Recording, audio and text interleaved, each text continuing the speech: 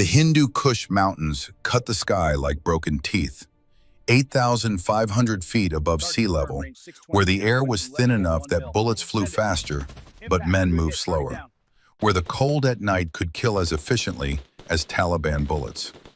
Firebase Python sat on a ridgeline overlooking the Sangin Valley. 40 Marines, 12 scout snipers, 300 Taliban fighters surrounding them in the darkness below.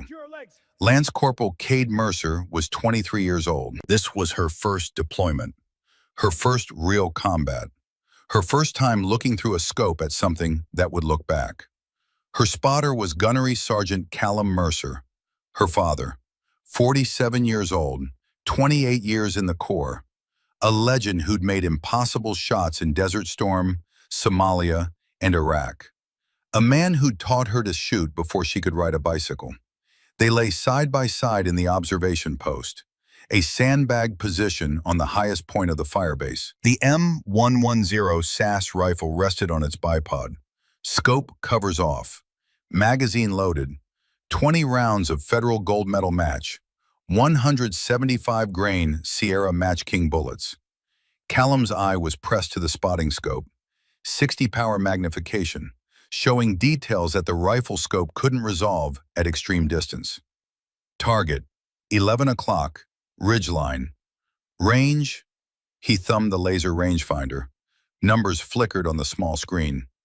1847 meters, Cade's breath caught. 1,847 meters, 1.15 miles, over a mile. The kind of shot that shouldn't be possible with a semi-automatic rifle and factory ammunition. Taliban commander, Callum continued. His voice was calm, professional, the same voice he'd used teaching her to shoot cola cans off fence posts when she was 8 years old. White beard, Pakistani vest, a K-74, 50 to 60 men around him. He's directing the assault. Below them, the firebase perimeter was collapsing.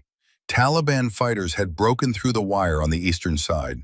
Marines were falling back, calling for air support that wouldn't arrive for another 30 minutes. Too long. By then, everyone would be dead. If he lives, we lose the firebase, Callum said. 40 Marines die tonight. Cade looked through her scope. The target was barely visible. A shape, a suggestion of a human being at impossible distance. Wind flags between them and the target showed 15 miles per hour, left to right, gusting to 18. Temperature was 112 degrees Fahrenheit, the heat creating mirage, making the air shimmer and dance. I can't make this shot, Dad. Yes, you can. Callum's voice was steady, certain. I've watched you train for 15 years. Watched you develop into the best natural shooter I've ever seen. Better than me. Better than anyone. He adjusted the spotting scope. But you need to trust the math. Trust your training. Trust yourself. Cade's hands were shaking. She could feel her heartbeat in her fingertips. Pounding. Erratic. Breathe, Callum said. 4 count in. Hold. 4 count out. Get your heart rate under 70 beats per minute. You know how to do this. She breathed, slow, controlled, felt her heart rate dropping. 75, 72, 68, 64. Good, now the math. 1847 meters. Bullet drop? Cade's mind worked through the calculation automatically. 15 years of practice making it second nature. Federal GMM, 175 grain, muzzle velocity 2,600 feet per second.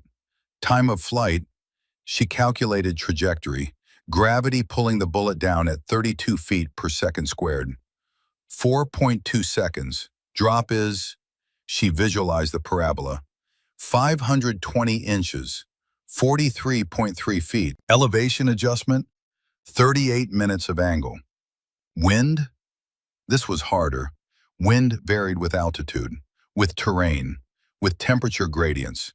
She looked at the flags, at the mirage, at the way dust was blowing in the valley. 15 miles per hour, left to right. At this distance, the bullet would drift, pushed by crosswind. 18 inches of drift. Windage adjustment, 1.4 MOA right. Coriolis effect? This was the hardest part. The Earth rotates. At this latitude, firing toward the east, the bullet would be deflected by the planet's spin. Northern hemisphere, firing east, bullet drifts right. At this distance, she'd memorize the tables, practice the math 1,000 times. 2.1 MOA. Spin drift? The bullet spun as it flew. Right-hand twist in the rifling. The Magnus effect created additional drift. 1.8 MOA right. Altitude correction? Thin air meant less drag. The bullet would fly faster, hit higher.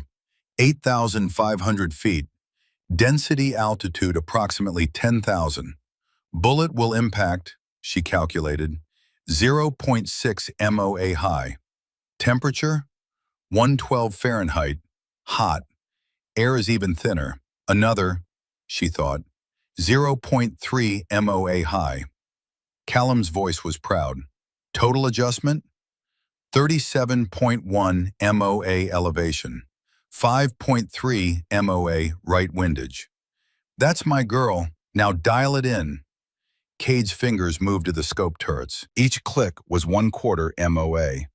She dialed, counting clicks, feeling the mechanical precision of the Schmidt and Bender scope. German engineering, repeatable, reliable. 37.1 MOA elevation, 148 clicks, 5.3 MOA right windage, 21 clicks. She settled back behind the rifle, found the target through the scope, the crosshairs painted on a shape that might be human, might be rock. At this distance, it was hard to tell. Hold on his chest, Callum said. Center mass. If your math is right, the bullet will find him. If my math is right, it is. I taught you, and I've never been wrong about you. Below them, gunfire intensified. An explosion, someone screaming for a corpsman. The firebase was dying. Then Callum's radio crackled. Python OP, this is Python Actual. We need that shot now. Eastern perimeter is collapsing. If that commander doesn't go down in the next 2 minutes, we're overrun. Callum keyed the radio. Python Actual, OP, shot in progress. Stand by. He looked at Cade. Their eyes met. Father and daughter. Gunnery sergeant and lance corporal. Spotter and shooter. Take your time, he said. You've got this. Cade's breath slowed. Her heartbeat steadied. 64 beats per minute. The rifle settled. The crosshairs found the target. She took up the slack in the trigger. Smooth, progressive, the way Callum had taught her when she was 8 years old, and they were shooting at 200 yards instead of 2,000. The shot broke clean. The recoil drove into her shoulder. The rifle came back down. She stayed on target, watching, waiting. 4.2 seconds of flight time. 4.2 seconds where 40 Marines lived or died based on mathematics and wind and the rotation of the Earth. 4.2 seconds that felt like 4.2 hours. Then the radio crackled. Python OP, this is actual. Target down. Confirmed. Taliban are scattering. You just saved 40 lives. Outstanding shooting. Callum grinned, reached over and squeezed her shoulder. Told you, best shooter I've ever seen. Cade's hands were shaking now, adrenaline flooding her system. She just killed a man at over a mile, saved 40 Marines, made a shot that most snipers would consider impossible. Call sign from now on is Ghost, Callum said, because that's what you are. Invisible, untouchable, landing rounds where nobody thinks you can reach. Ghost, Cade repeated, testing the sound. Ghost. But the celebration was short-lived. An explosion. Close. Too close. The sandbagged wall of the observation post erupted, shrapnel screaming through the air. Cade felt something hot slash across her shoulder. Superficial. But Callum made a sound. A grunt. More surprise than pain. She looked over. He was on his side, blood spreading across his trousers, high on the left thigh. Dad! I'm okay, I'm okay. but his voice was tight, strained. Just shrapnel, nick something. Cade crawled to him, pulled out her medical kit, ripped his trousers open, and saw the wound. Not nicked, severed, femoral artery, blood pumping out in rhythmic spurts, bright red, arterial. She jammed her fingers into the wound, felt the artery, grabbed it, pinched. The bleeding slowed but didn't stop. She needed a tourniquet, needed pressure, needed a medevac. Python actual, Python OP, urgent surgical, spotter hit, femoral artery, need immediate evac. The radio crackled, static, then Python OP, negative on evac, situation still critical, Caliban massing for another assault. We need eyes on that ridgeline. Another commander just appeared, same position. They're regrouping. Cade looked through the spotting scope, saw him. Another man, older, more cautious, but organizing the fighters, getting them ready for a second push. If she extracted Callum now, left the observation post unmanned, the Marines below would have no overwatch. The Taliban would overrun them, 40 men dead. If she stayed to make the shot, Callum would bleed out, maybe die before she could get him to medical. Mission or man, objective or family. Take the shot, Callum said. His voice was weaker now. Mission first, Ghost. Always mission first. Dad, you're bleeding out. I know, but those 40 Marines down there, they've got families too. They've got people waiting for them. He grabbed her hand, squeezed.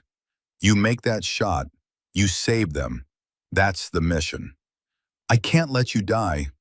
You can, you will, because you're a Marine, and Marines complete the mission. His eyes were steady, clear. I'm proud of you, baby girl. Always have been. Now prove me right one more time. Cade's vision blurred. Tears she couldn't stop. But she moved back to the rifle, found the target. Another impossible distance. Same calculations, same wind, same math. Her hands shook. Her breath was ragged, her heart rate spiking. Breathe, Callum said, weaker now. You know how to do this. She breathed, forced her heart rate down, dialed her scope, made the adjustments, found the target, and fired. The bullet flew true. 4.2 seconds. The second Taliban commander dropped. The radio. Python OP, actual. Target down. Taliban are retreating. We're secure. Outstanding work. Cade dropped the rifle, crawled back to Callum. He was pale now, lips gray, blood pooling beneath him. You did it, he whispered. Saved them all. That's my girl. Medevac's coming. Hold on. Just hold on. Cade. His hand found hers, cold now. Stay cold. Stay controlled. Mission first. Always. I will. I promise. That's all I need to hear. His eyes closed. His hand went slack. Lance Corporal Cade Mercer held her father while he bled out in a sandbag observation post 8,500 feet above sea level. Held him while 40 Marines below celebrated their survival. Held him while the medevac helicopter finally arrived too late. Mission accomplished. 40 Marines saved. One gunnery sergeant dead. She'd made the choice her father wanted. The choice the Marine Corps demanded. And for the next 15 years, she'd carry the weight of wondering if it was the right one. The sign outside the armory read, Advanced Marksmanship Unit, in regulation white letters on Marine Corps green. Morning light filtered through North Carolina pines. The smell of pine sap and salt air from the Atlantic 5 miles east. Lieutenant Colonel Cade Mercer walked through the gate at 0530. 38 years old now, 15 years since Firebase Python, 15 years carrying Ghost as a call sign and a burden. She was small, 5'3", 118 pounds. The kind of build that made people underestimate her until they saw her shoot. Auburn hair pulled tight in a regulation bun. Green eyes that had seen too much combat and not enough peace. The M110 SAS rifle over her shoulder was the same one she'd used at Firebase Python. Same serial number, same scope, worn now, scratched, but zeroed and true. She'd carried it through 3 deployments, 73 confirmed kills, every one of them at distances most shooters considered impossible. The armory door was open. Inside, a Marine looked up from an inventory sheet. Sergeant Thorn Krauser, 32 years old, 6'2", the kind of build that came from steroids or genetics or both. Blonde hair, blue eyes, jaw that suggested arrogance more than confidence. "You're the new instructor?" His eyes traveled down, taking in her height, her frame, the worn rifle. "Ma'am," the title came last. Deliberate insult wrapped in proper protocol. Cade set the rifle case on the counter. "Lieutenant Colonel Mercer, reporting for instructor duty." Thorne straightened, but barely, just enough to avoid outright disrespect. "Standard issue rifle?" Most instructors here run custom builds, match barrels, competition triggers, upgraded stocks. "Most instructors here shoot past 1,500 meters?" "Don't need to in real combat, ma'am." Firebase Python, 2011, Helmand Province. Cade's voice stayed flat. 1847 meters, 1 shot. Taliban commander. 40 Marines survived because of it.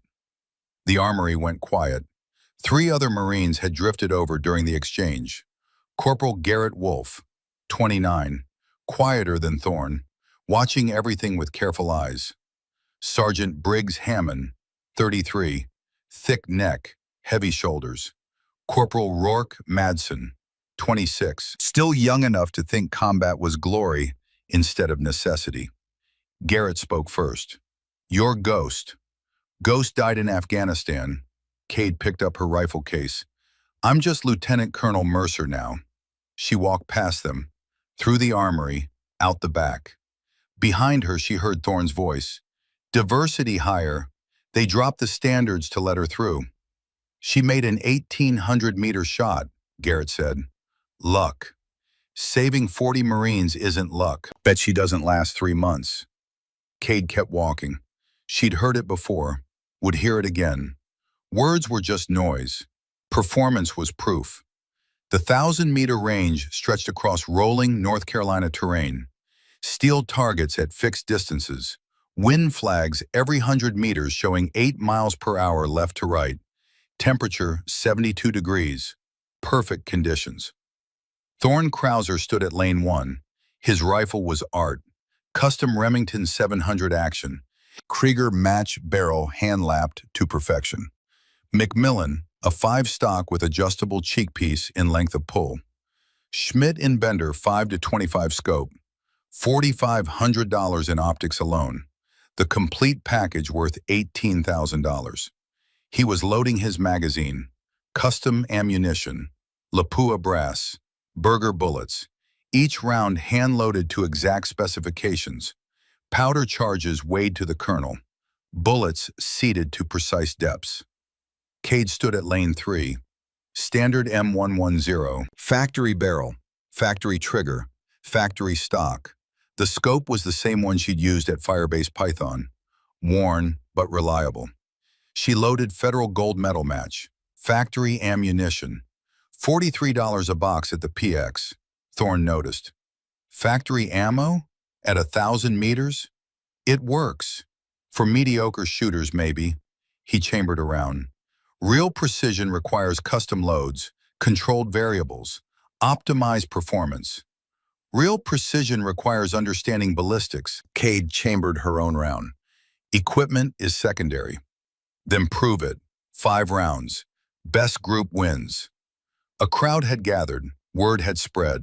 The new instructor challenging Thorne's supremacy. People wanted to see blood. Thorne settled into position. Perfect form. Textbook. He'd done this 10,000 times. His breathing slowed. The rifle steadied. 5 shots. Deliberate. Controlled. Each one sounding identical to the last. The mechanical precision of a competition shooter. When he finished, the range officer called the group. Krauser, 8 inches, centered on target, 8 inches at 1,000 meters. That was exceptional. That was bragging rights. That was proof that expensive equipment and careful loading produced results. Thorne stood, brushed dust from his uniform, smiled. "Your turn, ma'am. Take your time." Cade settled into position, but she didn't reach for a laser rangefinder, didn't pull out a ballistic calculator, didn't check her dope book. She pulled out a piece of yarn, tied it to the end of her barrel, the old-school wind indicator her father had taught her to use 30 years ago. Thorne laughed. "Yarn? You're using yarn for wind reading? Battery in your Kestrel dies. What do you use?" "I carry backup batteries." "And when those die?" Thorne didn't answer. Cade watched the yarn. It streamed to the right, steady, no gusts, 8 miles per hour, maybe 9. She looked at the mirage through her scope, the shimmer of air above the target. That confirmed the wind. Left to right, steady. She didn't use the laser rangefinder either. Just looked through her scope at the target, used the mil-dot reticle. The target was 36 inches tall. In her scope, it measured 3.6 mils. Range equals target size divided by mil reading times 1,000. 36 divided by 3.6 times 1,000. Range was 1,000 meters. Confirmed. Now the math. Federal gold medal match, 175 grains Sierra Match King. Muzzle velocity, 2,600 feet per second. At 1,000 meters, bullet drop would be approximately 230 inches, 19.2 feet. That required 26 minutes of angle elevation adjustment. Wind, 8 miles per hour left to right. At 1,000 meters, wind drift would be approximately 15 inches. That required 1.4 MOA right windage. Temperature, 72 degrees. Standard pressure. No altitude correction needed. No temperature correction needed. Coriolis effect. Negligible at this distance. Maybe 0.1 MOA. Not worth dialing. Spin drift. Right-hand rifling twist. Maybe 0.2 MOA right at this distance. Combined with wind, total windage was 1.6 MOA right. She dialed her scope. 26 MOA elevation. 1.6 MOA right windage. Her fingers moved automatically. Muscle memory from 15 years in 10,000 repetitions. Then she settled. Her breathing slowed. 4 count in, hold. 4 count out.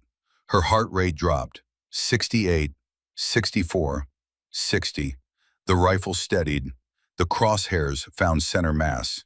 She took up the trigger slack, smooth, progressive, the way Callum had taught her. The shot broke clean. She cycled the action, chambered another round. The semi-automatic function of the M110 meant faster follow-ups than Thorne's bolt gun. She fired again, and again. 5 rounds in 12 seconds. The range officer's voice crackled over the radio. Pause. Then again, louder. "Mercer, 4 inches. Centered. 4 inches. Half of Thorne's group. With a rifle worth 1/5 the price. With ammunition that cost 1/10 as much. With techniques that hadn't changed since her father had learned them in the 1980s. The range went silent. Thorne stared at the target through his spotting scope, his face reddening, his jaw clenching. "Lucky group," he said finally. "Wind must have shifted." Cade pointed at the wind flags. "Haven't moved." "Then you must have custom loads." "Had to." She ejected her magazine, handed it to him. "Federal gold medal match. Same box you can buy at the PX. Same ammunition I've used for 15 years. Thorne looked at the ammunition, at the rifle, at Cade, and something ugly moved behind his eyes. Not just embarrassment, something deeper. Rage mixed with humiliation, mixed with the realization that everything he believed about superiority was wrong. "You made us look bad," he said quietly. "Made us look like amateurs in front of everyone." "Then stop shooting like amateurs." His hand moved. Fast. Aggressive. Garrett stepped between them. Thorne, stand down. She's undermining everything we've built here. She's teaching fundamentals, real fundamentals, the kind that work when your batteries die and your custom equipment breaks. Garrett's voice was firm. Back off. Thorne looked at Garrett, at Cade, at the crowd watching. Then he turned and walked off the range, but his voice carried back. This isn't over. That evening, Cade was sitting in her quarters when someone knocked. She opened the door. Sergeant Major Owen Blackwood stood in the hallway, 62 years old, 43 years of service written in every line on his face, ribbons covering his chest, combat action ribbon, Navy Cross, 3 Purple Hearts, bronze star with V device, the kind of service record that made generals respectful and colonels nervous. Lieutenant Colonel Mercer, may I come in? Sergeant Major. She stepped aside. Blackwood entered, looked around the Spartan room. Footlocker, desk, rack. Nothing personal except a photograph on the desk. Callum Mercer in Desert Utilities. Desert Storm, 1991. Your father, Blackwood said. I served with him. Force Recon, Desert Storm. He saved my life outside Basra. Iraqi armor column had us pinned. Callum put rounds through vision blocks at 800 meters. Couldn't see the crews, just shot until the tanks stopped moving. He paused. Best shooter I ever saw. Until today. He was better than me. He was good. You're better. Blackwood sat in the desk chair. Uninvited, but his rank allowed certain liberties. Firebase Python. I read the after-action report. 1847 meters. Taliban commander. With an M110 and factory ammunition. That shot saved 40 Marines. Cade didn't respond. It also cost you your father.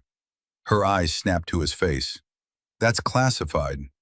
I have clearance, and I knew Callum, knew how he thought, knew he'd tell you to take the shot. Mission first. Always mission first. Blackwood leaned forward. I also know you've been carrying that weight for 15 years, wondering if you made the right choice. Did I? Yes and no. And it doesn't matter because you'd make the same choice again. That's who you are. That's who Callum raised you to be. He pulled out a folder, thin, classification markings on the cover. But right now, I need you to make another choice. He opened the folder, incident reports, photographs, medical records. 8 instructor accidents, past 18 months, 3 equipment failures, rappelling harness, parachute rigging, rifle obstruction, 2 training mishaps, broken bones, mysterious falls during routine exercises, 3 forced resignations. Instructors who challenged old methods and suddenly decided the Marine Corps wasn't for them. Cade flipped through the pages. Each incident was documented, investigated, concluded with words like mechanical failure and training error and no fault assigned. Pattern? Every single instructor who got hurt or forced out was someone who taught new techniques, updated doctrine, safety protocols that some people considered too cautious. Blackwood's voice was hard. And every single incident happened when Sergeant Thorne Krauser and his crew were on duty. You can't prove it. I tried. Every time I bring evidence to Sergeant Major Victor Brennan, it disappears. Every witness suddenly has memory problems. Every investigation gets shut down. He closed the folder. Brennan's been here 20 years, runs the enlisted corps like his personal kingdom, protects people like Thorne because Thorne's father was some hotshot colonel back in the 90s. Legacy connections. Old boy network. Cade set the folder down. Why are you telling me this? Because I'm dying. Blackwood's voice didn't change, just stated it as fact. Pancreatic cancer, stage 4, 4 months, maybe less. And before I go, I need to know this unit survives me in better shape than I found it. Sergeant Major, I need someone who can't be intimidated, someone with the skill set to protect themselves. Someone who understands that mission first doesn't mean protecting the institution. It means protecting the Marines who serve it. He stood. Your father taught you that. Now I'm asking you to prove it. What do you want me to do? Make them try. Whatever they're planning, whatever intimidation or harassment or violence they think will work. Make them commit to it. But this time, we document everything. Build a case so airtight that even Brennan can't bury it. You want me to be bait. I want you to be the evidence that changes this place. Blackwood moved toward the door. Stopped. Major General Catherine Ashford has been investigating Brennan for 6 months. She needs proof. Real proof. Help me give it to her. And if they hurt me, then you adapt. Like you did at Firebase Python. Like you've done your whole career. He looked at the photograph of Callum. Mission first, Ghost, always. He left. Cade sat alone in her quarters, looking at her father's face, remembering Firebase Python, remembering the choice she'd made, remembering 40 Marines who lived because one gunnery sergeant died. Mission first, always. But now the mission was different.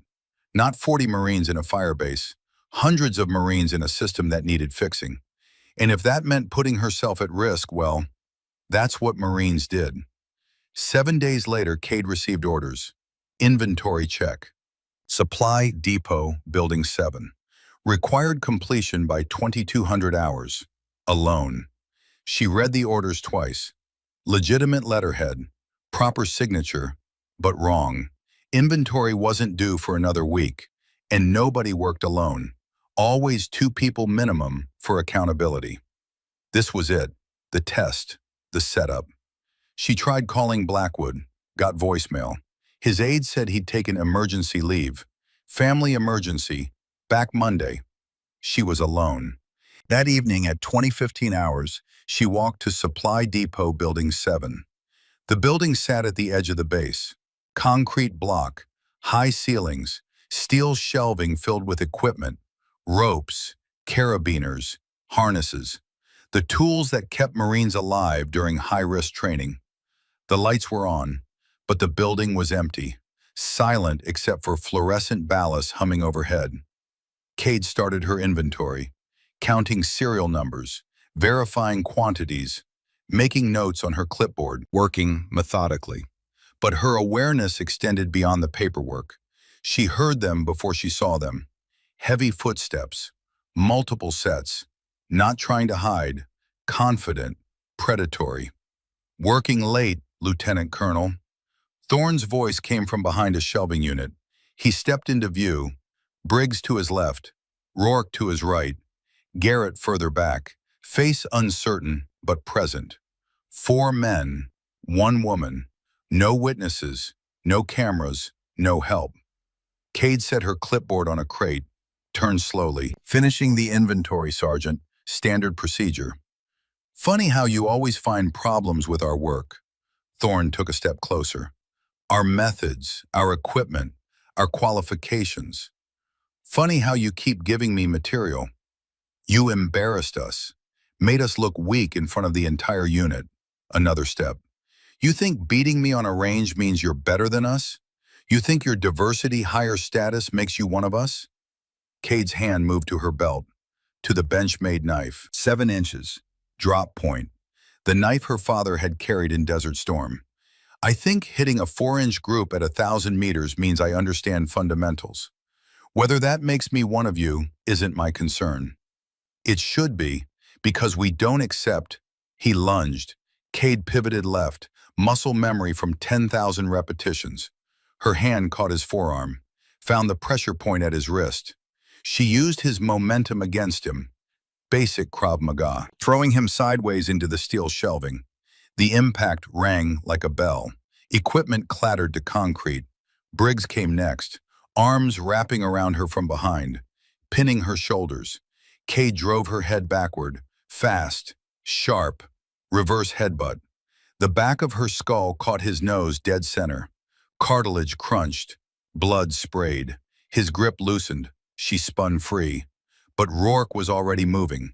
A tackle, low and brutal.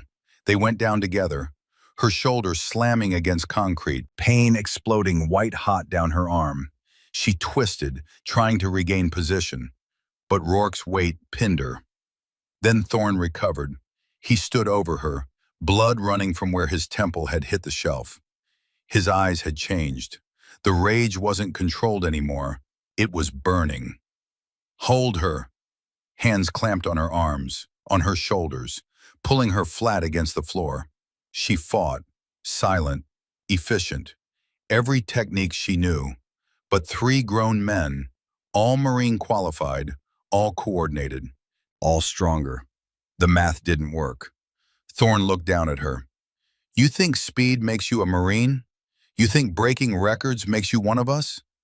He raised his boot. The boot came down on her right knee. The sound wasn't loud, a wet crack like green wood snapping, but it echoed in Cade's skull, louder than gunfire. Pain radiated upward, sharp and dizzying, turning her vision white at the edges. Her mind cataloged automatically. Lateral tibial plateau, 8 millimeters displaced, maybe more. She didn't scream, wouldn't give them that. Thorne's boot lifted again. Now try setting records. The second stomp hit her left knee. Medial tibial fracture, 6 millimeters displaced. The pain doubled, compounded, became something that couldn't be ignored. Her body wanted to curl inward, to protect itself. She forced it still. Through the haze, she stared past them. Not at Thorne, through him, her expression blank, empty except for calculation. Thorne stepped back, breathing hard. No report, no charges. Understood? Kay didn't answer, just kept staring, memorizing, every detail, every face, every word. I said understood. Tactical error, Sergeant. Thorne frowned. What? You made a tactical error. Her voice came out steady, calm. You'll see. For 3 seconds, nobody moved, frozen between violence committed and consequences not yet arrived. Then Thorne turned. Move, now. They fled, boots pounding, door slamming. Silence. Cade lay on the cold concrete, breathing controlled despite pain screaming through both legs. Her hands were shaking, adrenaline with nowhere to go. She started to crawl, 15 feet to the equipment cage. Every inch was agony, broken bones grinding, sweat breaking across her forehead, vision tunneling. But she kept moving, because Marines don't quit. They adapt, they overcome, they complete the mission. And her mission was just beginning. The braces arrived at 0600 as promised. Carbon fiber shells with titanium reinforcement rods running the length of her legs. Polymer padding on the interior, Velcro straps and metal buckles for secure fit. They look like something from a science fiction film. Dr. Whitmore helped her fit them. These will lock your knees in place.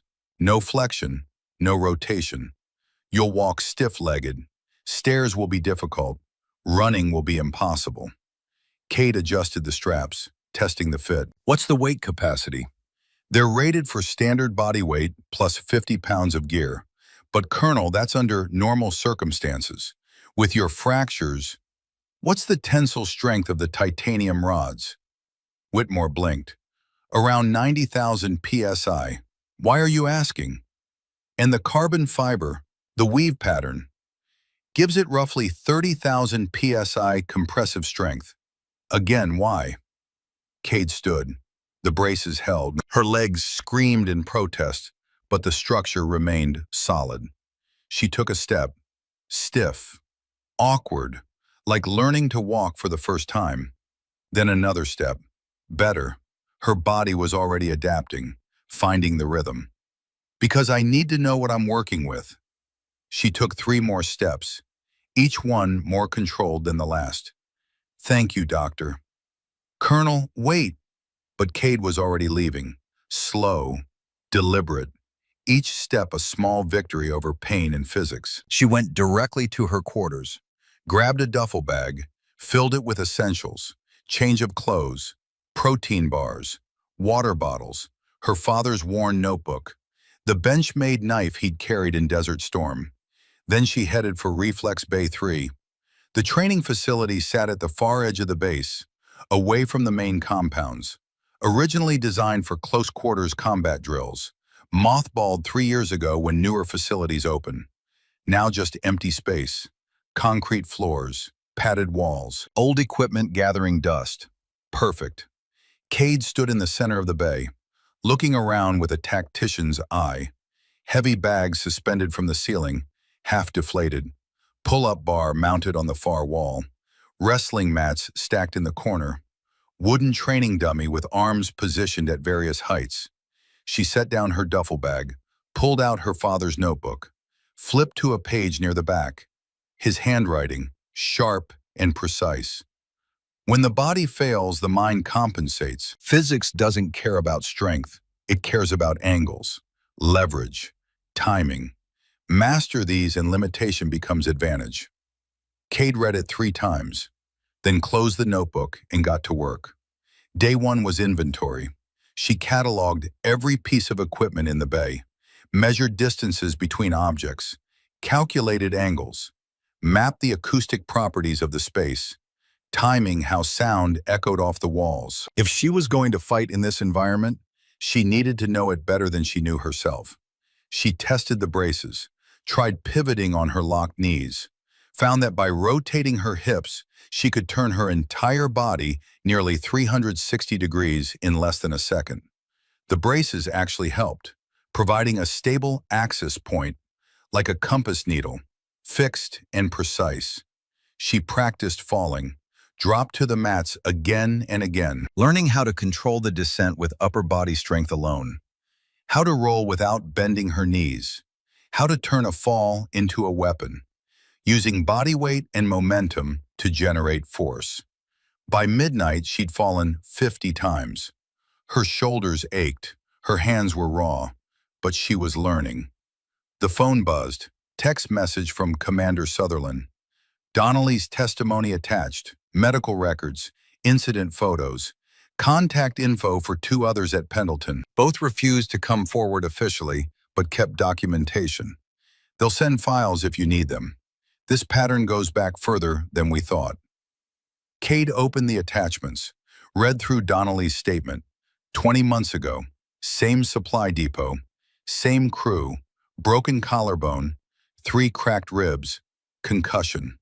Sergeant Major Brennan had personally ordered the investigation closed, threatened Donnelly's career if he pursued charges. Donnelly had resigned rather than fight a system designed to protect the guilty. The 2 Pendleton victims, similar stories, equipment failures, training accidents, both left the Corps quietly, a pattern spanning years, maybe decades. Cade forwarded everything to her encrypted cloud storage, added it to her growing case file. Then she went back to training. Day 2 was engineering. She stripped the braces down to their component parts, studied the construction, found the weak points. Then she rebuilt them.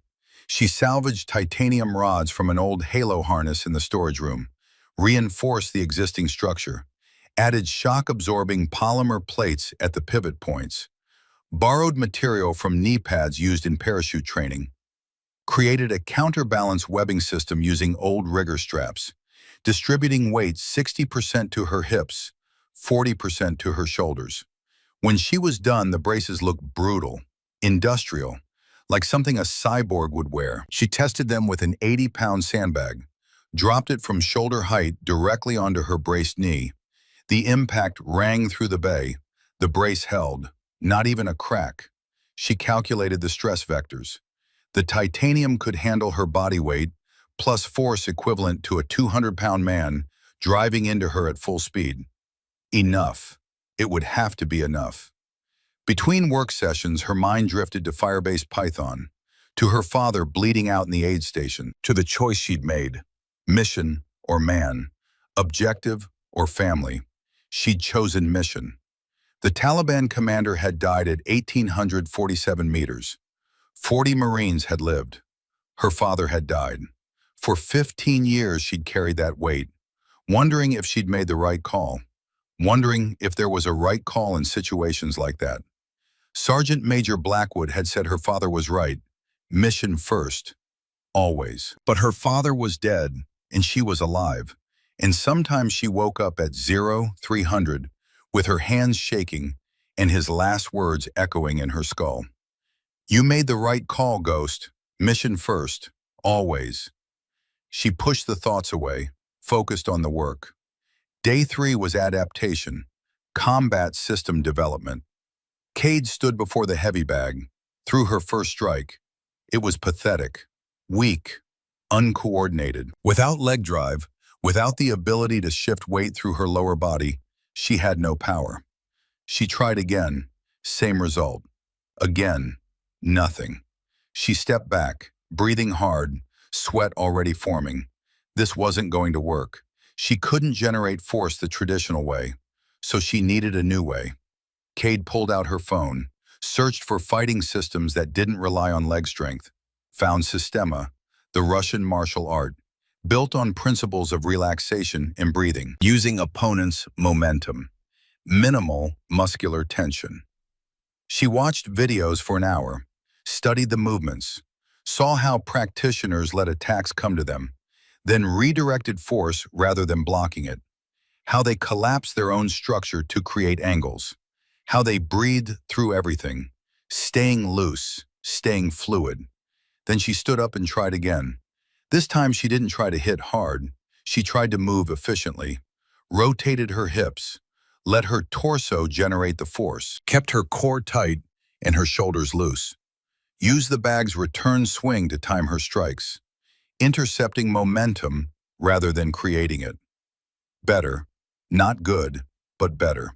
She trained for 6 hours straight, 200 strikes, 300, lost count after 400. Her technique refined with each repetition. She learned to pivot on her braced legs, using hip rotation to generate torque. Discovered that by dropping her weight suddenly, she could add gravitational force to her strikes. Found that by staying relaxed until the moment of impact, she could let the target's own resistance amplify her power. By the end of day 3, she was hitting the bag with 340 pounds per square inch of force.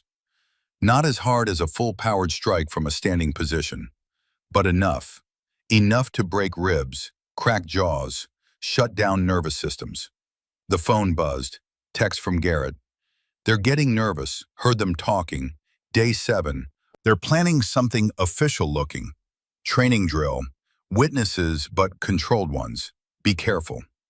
Cade replied, "Let them plan." 3 minutes later, "You can't fight them, not like this." "I don't need to fight them the same way. I just need to fight them better." No response. She went back to training. Day 4 was timing, spatial awareness without sight. Cade set up a training scenario, used the wooden dummy, positioned its arms at different heights and angles. Then she blindfolded herself. In the darkness behind the cloth, she listened. The bay had its own rhythm, the hum of ventilation, the creak of the suspended bag swaying slightly, the echo of her own breathing off the padded walls. She reached out, moving slowly, mapping the space through sound and memory, found the dummy, traced its arms with her hands, memorized the positions. Then she stepped back, counted to 3, moved. Her hand found the dummy's left arm, shoulder height. She swept it aside with a wrist redirect, pivoted on her locked knee, found the right arm, lower, knee height if she'd been able to bend. She dropped her weight, caught it with both hands, used the dummy's rigid structure as leverage to swing her body in an arc. She did this for hours, attack patterns emerging from repetition, her body learning to navigate space without sight, relying on sound, on touch, on instinct honed through 10,000 repetitions. By the end of day 4, she could move through the bay blindfolded and hit any target within 10 feet in under 2 seconds. The physical training was brutal, but it was also meditation, a way to quiet the noise in her head, the guilt about her father, the anger at Thorne and his crew, the fear that she might fail. When her body moved, her mind went still. There was only breath and balance and the geometric certainty of applied physics. Night 4, she couldn't sleep. The pain in her knees had become a constant presence, throbbing, grinding. The anti-inflammatories barely touched it. She lay on a foam mat in the corner of Reflex Bay 3, staring at the ceiling, thinking about Sergeant Major Blackwood. 4 months to live, maybe less. Pancreatic cancer, one of the worst ways to go. Slow, painful, inevitable. He was spending his last months trying to fix a system he'd watched rot from the inside, trying to protect Marines he'd never meet, trying to make sure his death meant something. Mission first, always. Her father's philosophy, Blackwood's philosophy, the Marine Corps philosophy. But Cade was starting to understand it differently now. The mission wasn't just the objective. The mission was the people who came after, the next generation, the ones who deserved better than what they were getting. Her phone buzzed. Text from Blackwood. Day 7 confirmed. Reflex Bay 2, 2100 hours. Ashford will be an observation room with JAG and NCIS. Everything recorded, multiple angles. This is our shot. Don't waste it. Cade replied, I won't.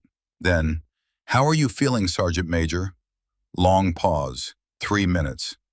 Like hell. But I'll live long enough to see this through. That's all that matters. That's not all that matters. It is to me. Get some rest, Colonel. 3 days left. She put the phone down, closed her eyes, and eventually sleep came. Day 5 was weapons adaptation. Cade studied the modified forearm crutch she'd been using for mobility. Standard aluminum, lightweight, designed to take pressure off injured legs. Inadequate. She disassembled it. Replaced the aluminum shaft with a steel rod from the equipment room. Added rubber grip tape. Reinforced the armrest with polymer padding. When she was done, it weighed 4 pounds and could be used as a striking weapon. A lever. A hook. She practiced with it for hours, using it to extend her reach, to redirect incoming attacks, to create angles that wouldn't exist without it. The crutch became an extension of her arm, moving with the same fluidity as her strikes. She also worked without it, because in a real fight, weapons get dropped, get taken away. She needed to be just as dangerous with nothing in her hands. She practiced falling again, but this time she practiced falling into attacks, dropping her weight suddenly while throwing strikes, using gravity as a force multiplier, turning defensive maneuvers into offensive weapons. By the end of day 5, she developed a complete fighting system, built on physics and timing, on angles and leverage, on using her opponent's expectations against them. They'd expect her to be weak, immobile, defensive. She'd be none of those things. That evening, her phone rang. Not a text, an actual call. Unknown number, she answered. Mercer. Colonel, this is Captain Patrick Donnelly. Commander Sutherland gave me your number. The voice was rough, weathered. The voice of someone who'd seen combat and come home changed. Captain, I heard what happened to you. Same depot, same crew, same playbook. Pause. I'm sorry. I should have fought harder, should have made noise. Maybe if I had, they wouldn't have. Don't. Cade's voice was firm. You made the choice you had to make. For your family, your future. I'm not judging that. Then why are you fighting it now? Because I don't have a family waiting at home. Because I've got nothing to lose except a career that's already broken. And because someone has to stop them before they do this to someone who can't fight back. Silence on the line. Then Donnelly spoke again, his voice thick. What do you need from me? Everything. Testimony, records, details about Sergeant Major Brennan's involvement, names of anyone else who might have been targeted. I'm building a case that can't be buried. You'll have it, all of it. I kept copies of everything. Medical records, incident reports, communications with Brennan, even photographs of my injuries. Another pause. Colonel, they're dangerous. Thorne especially. He's got rage issues that go beyond normal hazing. And Brennan protects him because Thorne's father was some big-shot colonel back in the 90s. Legacy connections. Old boy network. I know. Do you? Because when I tried to report it, Brennan made my life hell. Reassigned me to shit duties. Blocked my promotions. Made it clear that if I didn't resign, things would get worse. So I resigned. And for 20 months, I've been living with the knowledge that I let them win. Kate shifted position, her knees throbbing. They haven't won yet. What's your plan? Make them try again, but this time with witnesses, with cameras, with evidence they can't deny or destroy. You're using yourself as bait. I'm using myself as proof. Donnelly laughed, but there was no humor in it. That's insane. That's Marines. Yeah, I guess it is. Sound of paper shuffling. I'll send everything tonight, encrypted. And Colonel, when this goes to trial, I'll testify. In person. I'm done hiding. Thank you, Captain. Don't thank me, just finish what I couldn't start. The call ended. Cade sat in the silence of Reflex Bay 3, looking at her modified braces, her steel crutch, the training equipment arranged like pieces on a chessboard. 3 days until endgame. Day 6 began at 0400. Cade couldn't sleep. Too much adrenaline. Too many variables to calculate. She spent the morning reviewing evidence. Everything was backed up in multiple locations. Cloud storage, encrypted drives, copies sent to Sutherland and Blackwood. Donnelly's files arrived as promised. Comprehensive, damning. Medical records showing injuries consistent with assault. Photographs of bruising and fractures. Communications with Brennan, where the sergeant major explicitly ordered Donnelly to drop the investigation. The 2 Pendleton victims sent their files as well. Similar patterns. Same protective behavior from senior enlisted leadership. This wasn't just Brennan. This was systemic. A culture that valued reputation over justice, that protected perpetrators and punished victims. But cultures could change with enough pressure, enough evidence, enough people willing to stand up. At 1400 hours, Garrett appeared at the door of Reflex Bay 3. He looked terrible, hadn't shaved, dark circles under his eyes. Colonel, he stood at attention, proper military bearing despite his appearance. At ease, Corporal, you look like hell. Been having trouble sleeping. He stepped inside, looked around at the equipment, at Cade's modified braces, at the training setup. Jesus Christ, you've been training like this? Every day. With broken legs. With reconstructed support structures. She gestured to the braces. Titanium reinforcement. Polymer shock absorption. Load distribution optimized for zero knee flexion. They're better than the originals. Garrett stared at her. You're serious. Physics doesn't lie, Corporal. The braces create stable pivot points. My hip rotation generates more torque than most people get from their entire kinetic chain. And without the ability to rely on leg strength, I've been forced to perfect leverage-based techniques that are actually more efficient. You sound like you believe that.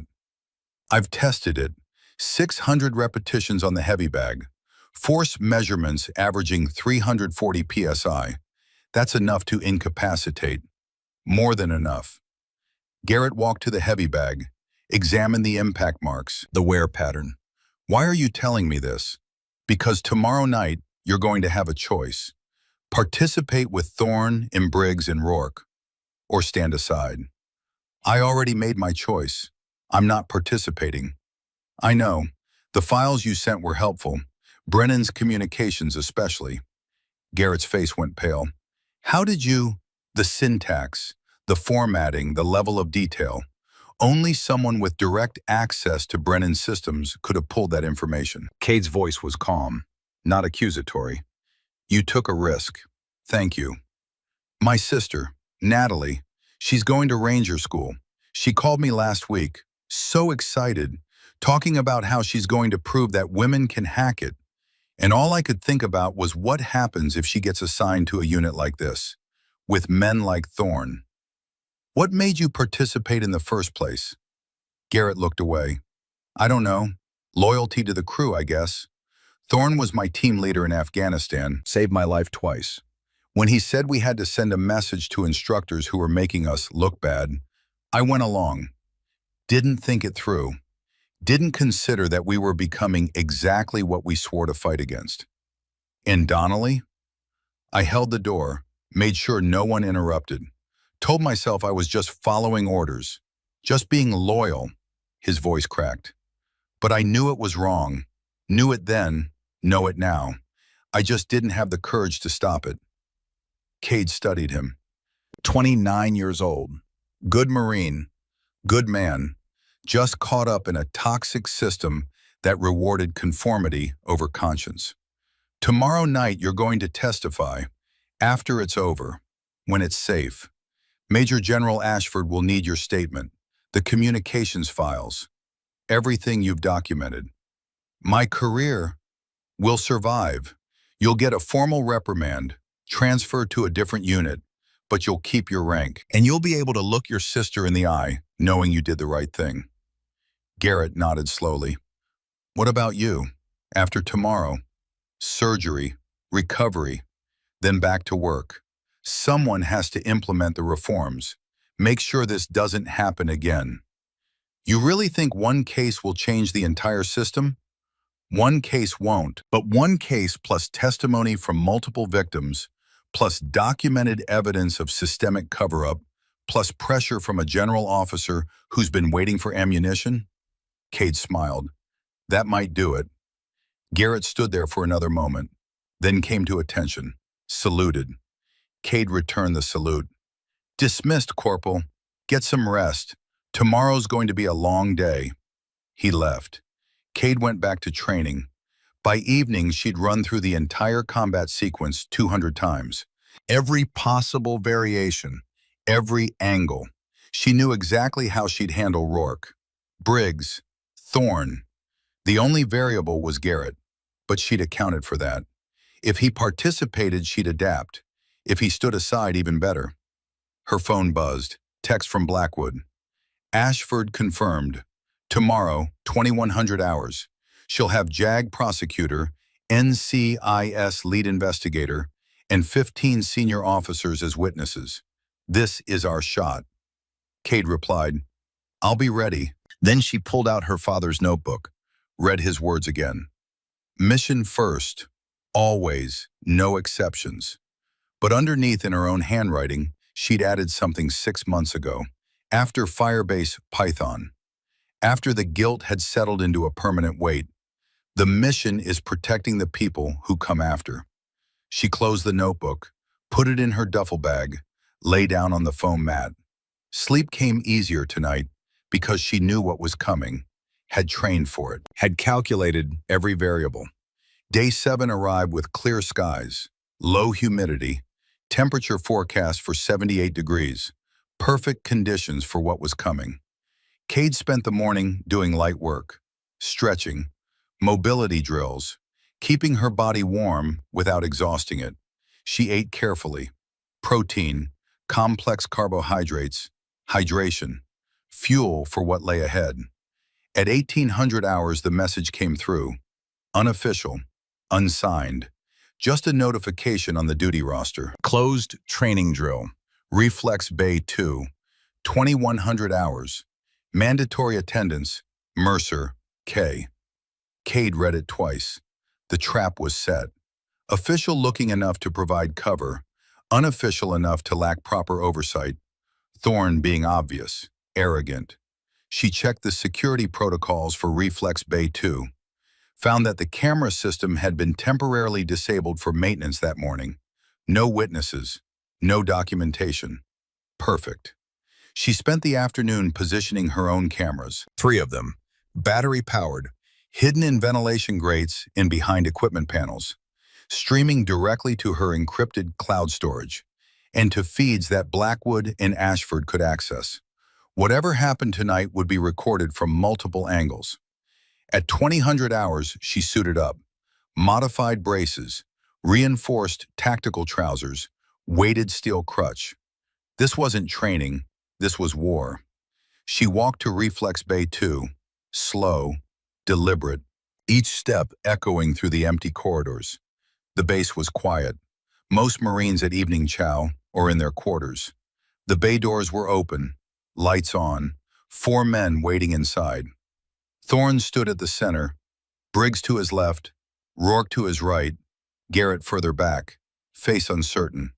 A range supervisor stood off to one side, official Navy documentation equipment in hand, and in the corner, holding a clipboard, a Marine Cade didn't recognize. Thorne had made this look official, or at least given it the appearance of legitimacy. Lieutenant Colonel Mercer, Thorne's voice was formal, cold. You're here for your physical readiness evaluation, standard procedure after injury. Cade stepped into the bay. The door closed behind her with a heavy thud. I wasn't informed of any evaluation, Sergeant. Last-minute addition to the training schedule. You understand how it is. We need to make sure you're still capable of field operations. For your own safety, how considerate. Are you ready to begin? Cade looked at each of them in turn. Thorne, confident and cruel. Briggs, heavy and aggressive. Rourke, young and eager to prove himself. And Garrett, standing furthest back, his face unreadable. She set her crutch against the wall, stood on her locked braces, arms loose at her sides. Ready. The range supervisor gave the signal. The buzzer chirped once, and the room exploded into motion. Rourke came first, youngest, fastest, most eager. He charged straight at her, center line, no feint, pure aggression that hadn't been tempered by enough combat to teach caution. Cade didn't move until he was 3 feet away. Then she shifted. Not a big movement, just 6 inches to her left, enough that his charge missed by a fraction. As he passed, she rotated on her locked knee joint, hip moving like a pivot. Her forearm came up, not to block, to redirect. His momentum carried him into the padded wall. Before he could recover, she was there. 2 strikes, solar plexus first, 340 pounds per square inch, generated entirely from core torque and gravity. His breath left in a rush. Second strike to the jaw, lateral, rattling his brain against the inside of his skull. Rourke dropped. His knees buckled. He went down hard. 2.3 seconds from buzzer to unconscious. The range supervisor's hand moved toward his radio. Stopped. Looked at Thorne. Thorne's face was red. Continue the evaluation. Briggs came next. Heavier. Stronger. A grappler by instinct who'd spent years learning to use his 230 pounds as a weapon. He tried to tackle her, arms reaching to wrap around her midsection, planning to use mass and momentum to crush her against the mat. Cade dropped. Not a fall, controlled descent. She let her body weight collapse downward, slipping under his grasp like water through spread fingers. As she went down, she rotated, using her locked braces as an axis. Her leg caught behind his knee. Not a sweep, just physics, just placement. His own forward momentum toppled him. He hit the mat hard, face first. The impact drove air from his lungs. Before he could process what happened, Cade had rotated again, catching his extended arm in a joint lock. Not muscle against muscle, just angles, just leverage. She applied pressure to his elbow joint. Not enough to break, just enough to immobilize. Briggs screamed, tapped the mat twice. The universal sign for submission. 3.1 seconds. The observation room above the bay was dark, but through the one-way glass, Major General Catherine Ashford stood with her arms crossed.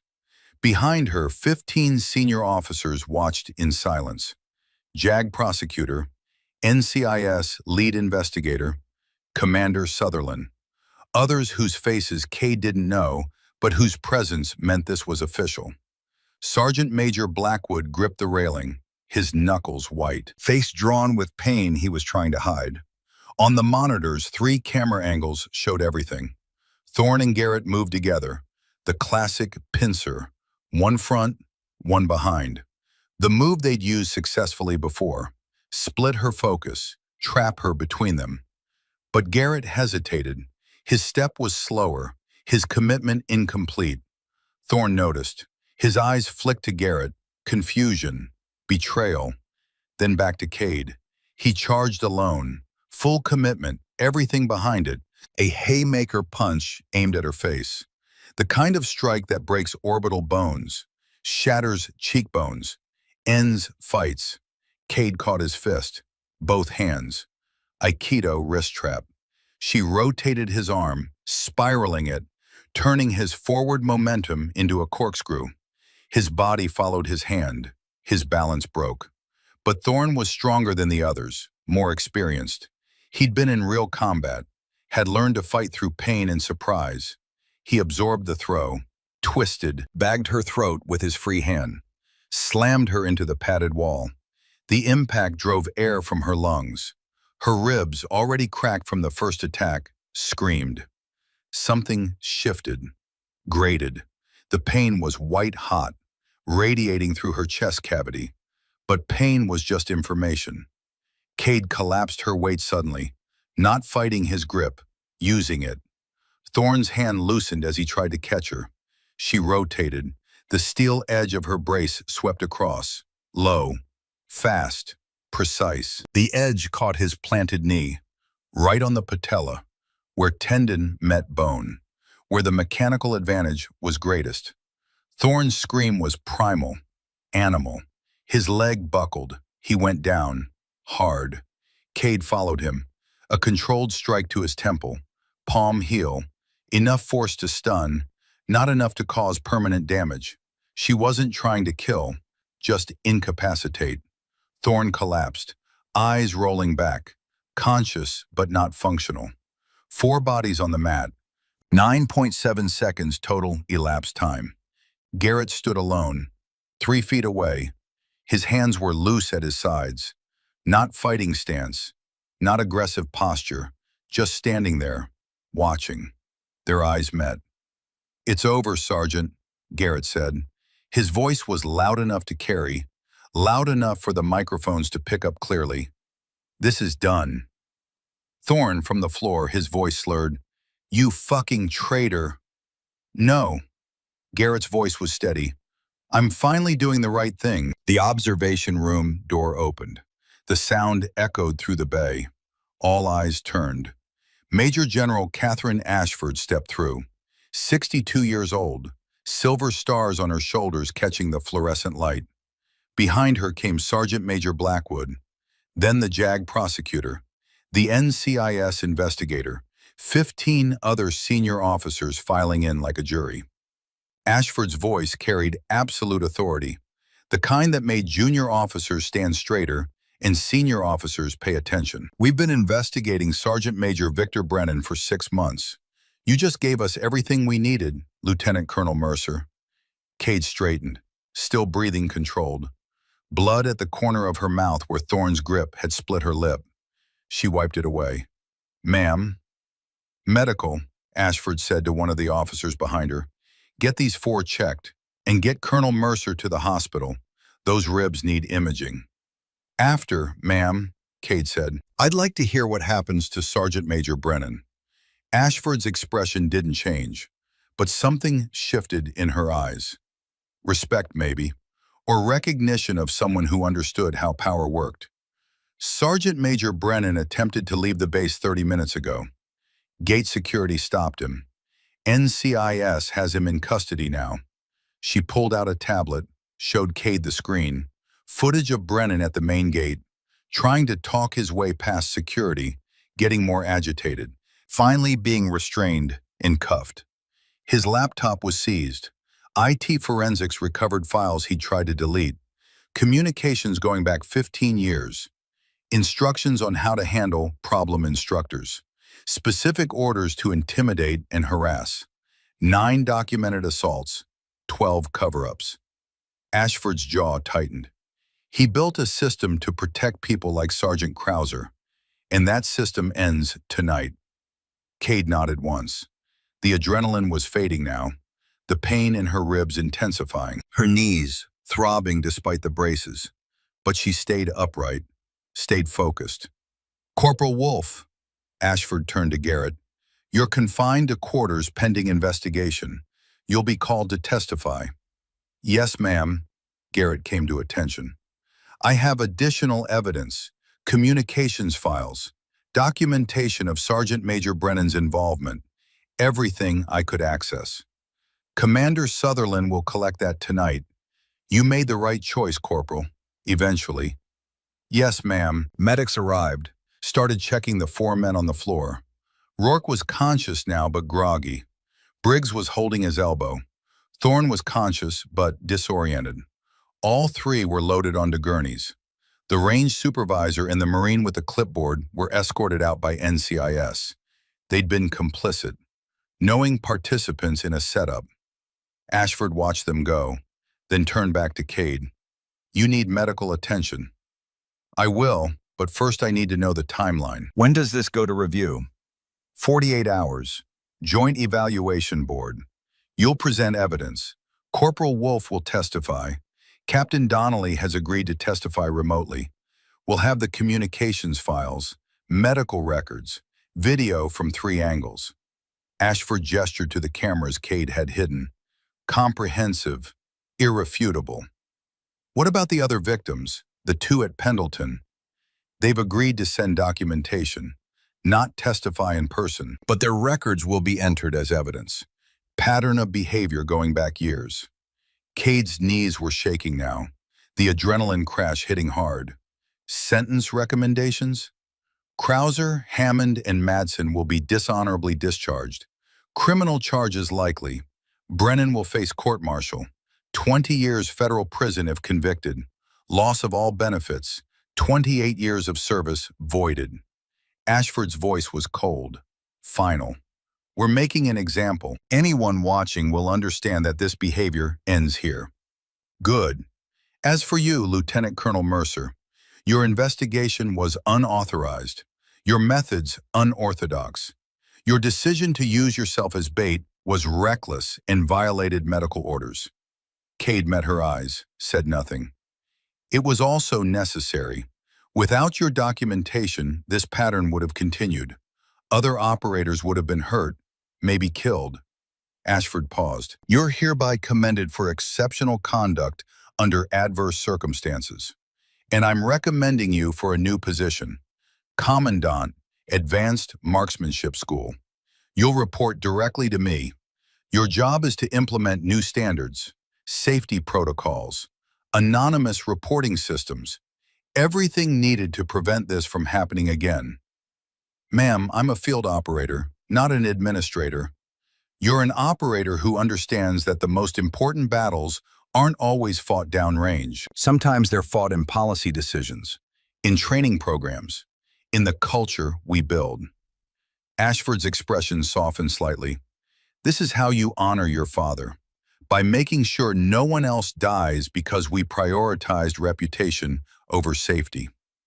Cade was quiet for a long moment, thinking about Callum, about Firebase Python, about the choice she'd made and the guilt she'd carried. Maybe Ashford was right. Maybe the mission wasn't just the objective. Maybe it was making sure the next generation had better than what came before. I'll accept the position, on one condition, which is, I maintain field qualification. I still teach. I don't become just a policymaker. I stay in the training halls. Ashford smiled, grim but genuine. Agreed. Now go get those knees fixed. That's an order. The surgery took 6 hours. Pins in both knees. Plates to stabilize the fractures. Dr. Whitmore worked with orthopedic specialists from Naval Medical Center. They rebuilt what Thorne had broken. When Cade woke up in recovery, Sergeant Major Blackwood was sitting beside her bed. He looked worse than before. Gray, drawn, the cancer eating him from inside. How you feeling, Colonel? Like someone rebuilt my legs with spare parts. Her voice was rough from intubation. You look terrible, Sergeant Major. Yeah, well, cancer will do that. He leaned back in the chair. Board review is tomorrow. Ashford wants you there if you're able. I'll be there. Figured you would. Blackwood pulled out a flask, took a sip, put it away. Against hospital rules, but nobody was going to tell the sergeant major no. Your father would be proud. You know that? He'd probably tell me I was an idiot for letting them break my legs. He'd tell you that. Then he'd buy you a drink and brag about you to anyone who'd listen. Blackwood's eyes were distant, remembering. Callum was my best friend for 20 years. Desert Storm, Somalia. We went through hell together. And when he died, I felt like I'd lost a brother. He talked about you, said you were the only Marine tougher than him. He lied, Blackwood smiled. I was just too stubborn to quit. That's different than tough. Is it? Yeah, tough is enduring. Stubborn is refusing to accept that some things can't be endured. He looked at her. You're stubborn. Like your old man. Like me. And that's why this worked. Because you refused to accept that they could get away with it.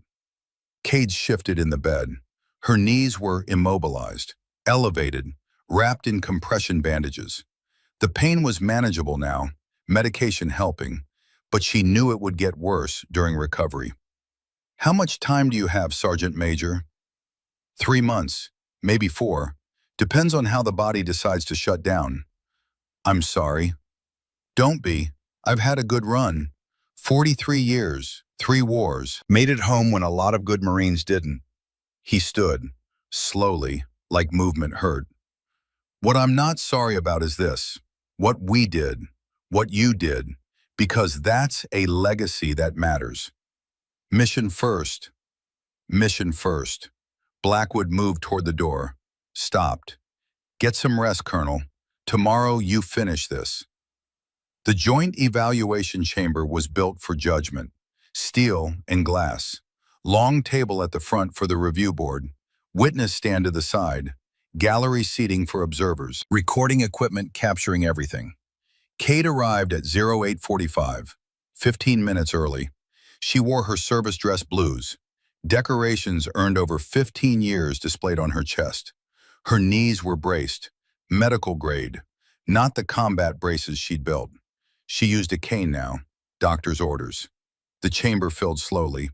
Board members took positions, 7 officers, including Ashford at center. Representatives from JAG, NCIS in Senior Marine Command. Legal advisors on both sides. Court reporter. At 0850, Thorne entered with his attorney. He looked smaller somehow, less confident. His eyes found Cade, looked away quickly. Briggs and Rourke entered separately, both with counsel, both avoiding eye contact. At 0855, Garrett entered. No attorney, just a folder of documents and an expression that said he'd made peace with whatever came next. At 0900 exactly, Ashford called the review to order. This board convenes to investigate allegations of assault, systematic cover-up, and abuse of authority within Marine Corps training programs. The primary incident occurred 7 days ago at Camp Lejeune. Additional incidents dating back 20 months will also be examined. She looked at Cade. Lieutenant Colonel Mercer, present your evidence. Cade stood, walked to the front, her cane clicking on the floor.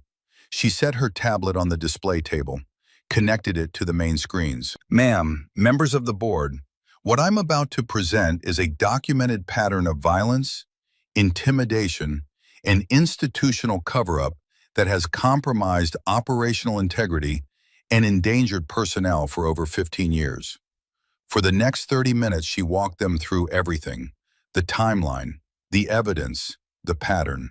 She started with Captain Donnelly's assault 20 months prior, the security footage showing Thorne and Garrett present, Brennan's orders to handle it internally, Donnelly's forced resignation, then her own experience, the sabotaged equipment, the warnings from Garrett, the attack in the supply depot, medical records showing bilateral tibial fractures, the 7 days of unauthorized training, the modifications to her braces, the development of an adapted combat system, finally the setup in Reflex Bay 2, the fake training drill, the camera she'd placed, the combat footage from 3 angles showing 4 Marines attempting to assault an injured officer and being systematically neutralized. When she finished, the chamber was silent. Ashford spoke first. Lieutenant Colonel, you conducted this investigation while injured, without official authorization, using yourself as bait for potential assault. Explain your reasoning. Because reporting through official channels would have resulted in the same outcome as Captain Donnelly, the investigation would have been buried, dismissed as personal conflict. The pattern would have continued. Cade's voice was steady. I needed evidence that couldn't be buried, and I knew that if I could document everything, build an irrefutable case, the system would have to respond. One of the board members from Senior Marine Command leaned forward. Colonel, you deliberately antagonized Sergeant Krauser and his crew. You broke their training records. You outperformed them repeatedly. Couldn't they have simply responded to professional criticism poorly, rather than this being systematic targeting? Cade turned to face him. Sir, breaking training records is the job of an instructor. Setting new standards is how we push candidates to excel. If Sergeant Krauser interpreted professional excellence as personal attack, that speaks to his unsuitability for service. Not to any fault of mine. But you could have been more diplomatic. Diplomacy is important, but competence isn't negotiable. Neither is safety. Ashford intervened. Let's hear from the witnesses. Captain Donnelly is standing by via remote connection. The screen shifted. Donnelly appeared, sitting in what looked like a home office, wearing a suit. Civilian now, but his bearing still military. He testified for 15 minutes, detailed his attack, the cover-up, Brennan's personal threats, the 20 months of watching from outside, wondering if speaking up would have made a difference. I thought staying quiet protected my career. Turns out I didn't have a career worth protecting. Not if it meant letting the people who hurt me keep hurting others. Then Garrett took the witness stand. He placed his folder on the table, looked directly at the board. My name is Corporal Garrett Wolfe. I participated in the assault on Captain Donnelly 20 months ago. I was present during the attack on Lieutenant Colonel Mercer 7 days ago. I witnessed both and did nothing to stop either. His voice was steady, resigned, not making excuses. I was following what I thought was loyalty. Sergeant Krauser was my team leader in Afghanistan, saved my life multiple times. When he said we had to send a message to instructors who were undermining our standards, I went along. Didn't question it. Didn't consider that we were becoming exactly what we'd sworn to protect against. He pulled out the USB drive. These documents show Sergeant Major Brennan's direct involvement in covering up at least 9 separate incidents over 15 years. He instructed personnel to intimidate instructors who challenged old methods, to sabotage equipment, to create hostile environments for anyone who didn't conform. The JAG prosecutor took the drive. Corporal Wolfe, why are you testifying against your chain of command? Because my sister is entering Ranger School, and I realized I'd rather be called a traitor by people like Brennan than look her in the eye knowing I protected a system that could hurt her. The board reviewed documents for 20 minutes, communications logs, incident reports, medical records. The pattern was undeniable, systematic, institutional. Ashford conferred briefly with the other board members, then returned to her position. This board finds as follows. Her voice carried the weight of finality, of judgment that couldn't be appealed. Sergeant Thorne Krauser is guilty of assault, conspiracy, and conduct unbecoming, dishonorable discharge. Criminal charges will be filed. Recommended sentence, 8 years military prison. Thorne's face went white. His attorney whispered urgently. Thorne shook his head, defeated. Sergeant Briggs Hammond and Corporal Rourke Madsen are guilty of assault and conspiracy. Dishonorable discharge. Criminal charges will be filed. Recommended sentence, 4 years each. Both men stared at the table, not looking up. Sergeant Major Victor Brennan is guilty of systematic abuse of authority, conspiracy, obstruction of justice, and attempted flight. Court-martial will proceed. Recommended sentence, 20 years federal prison. Forfeiture of all retirement benefits. A murmur went through the gallery. 28 years of service. Gone. Erased. Corporal Garrett Wolf, your testimony and cooperation are noted. However, your participation in multiple assaults cannot be overlooked. You will be transferred to a different unit with a formal reprimand on your record. Your rank is retained, but understand that this decision is made solely because of your cooperation and the value of your testimony. Garrett nodded. Understood, ma'am. Finally, Ashford turned to Cade. Lieutenant Colonel Mercer, your investigation was unauthorized. Your methods were unorthodox and dangerous.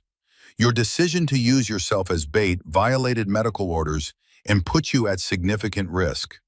She paused, let the words hang.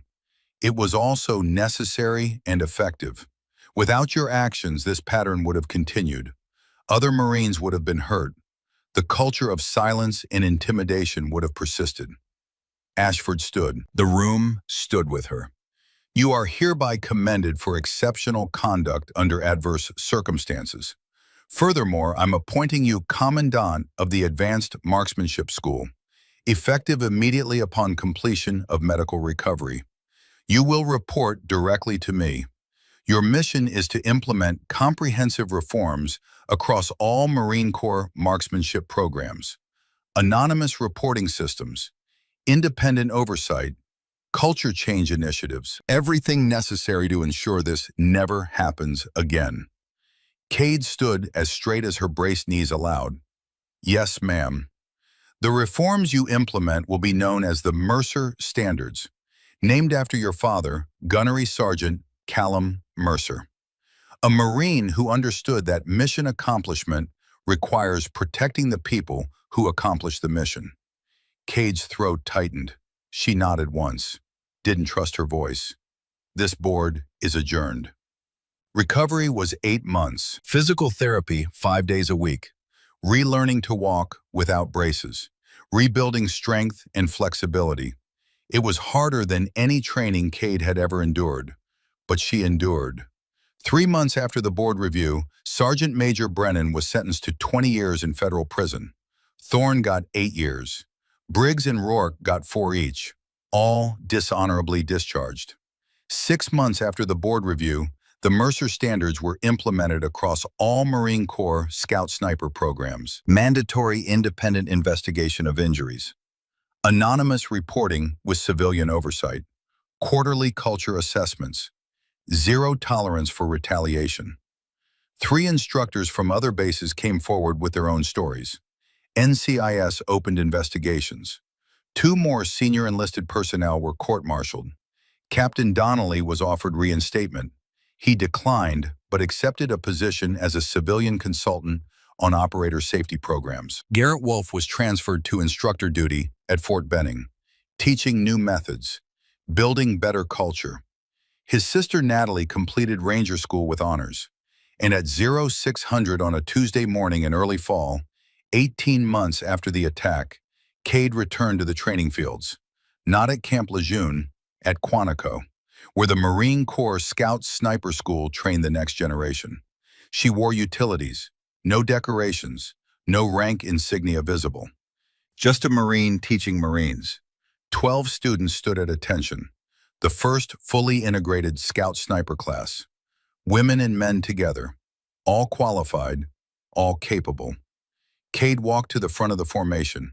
No cane now, no visible limp, but the scars were there, hidden beneath her trousers, reminders of what it cost to change a system. Good morning. I'm Lieutenant Colonel Cade Mercer, Commandant of Advanced Marksmanship School. 15 years Scout Sniper, 73 confirmed kills. She gestured to her legs. 18 months ago, someone tried to end my career, broke both my legs, thought that would make me quit. She paused, let them see her standing there, whole, functional. They were wrong, not because I'm special, but because Marines don't break. We adapt, we find new ways, we overcome. She looked at each student. Some of you are wondering if you belong here, wondering if you're strong enough, tough enough, fast enough. One of the students, A woman maybe 5'2", shifted slightly. Let me tell you what matters.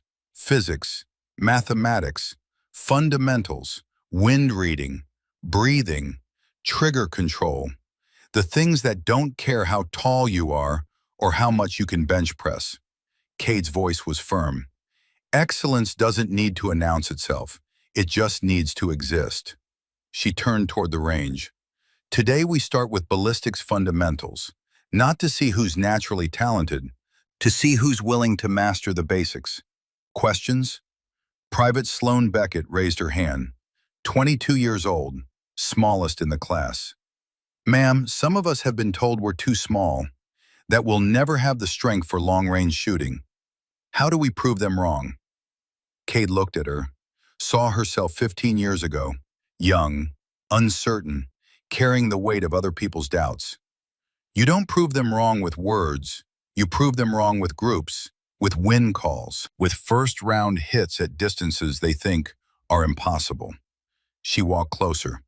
I'm 5'3". My father was 5'11". By age 16, I was out shooting him at every distance, not because I was stronger, because I understood the physics better.